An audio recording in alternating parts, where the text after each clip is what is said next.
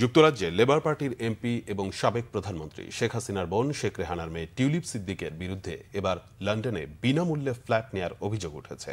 British সংবাদ মাধ্যম financial টাইমসের প্রতিবেদনে বলা হয়েছে, টিউলিপ সিদ্দিক 2004 সালে কোনো অর্থ পরিশোধ ছাড়াই যুক্তরাজ্যের কিংস ক্রস এলাকায় ফ্ল্যাটটি নেন। জমির রেজিস্ট্রেশন নথি অনুযায়ী ফ্ল্যাটটি উপহার দিয়েছিলেন আব্দুল মুতালিফ নামে এক প্রমোটার। মুতালিফ প্রধানমন্ত্রী শেখ হাসিনার ঘনিষ্ঠ ব্যক্তিদের সঙ্গে জড়িত।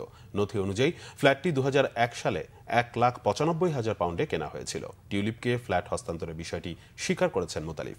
অপর একটি সূত্র বলছে, টিউলিপের মা বাবা মুতালিফকে আর্থিকভাবে সাহায্য করেছিলেন, সেই কৃতজ্ঞতা থেকেই মুতালিফ ফ্ল্যাটটি উপহার দেন। টিউলিপের এক মুখপাত্র বলেছেন, টিউলিপ সিদ্দিকের সম্পত্তি বা রাজনৈতিক সংযোগের সঙ্গে আওয়ামী লীগের কোনো সম্পর্ক নেই।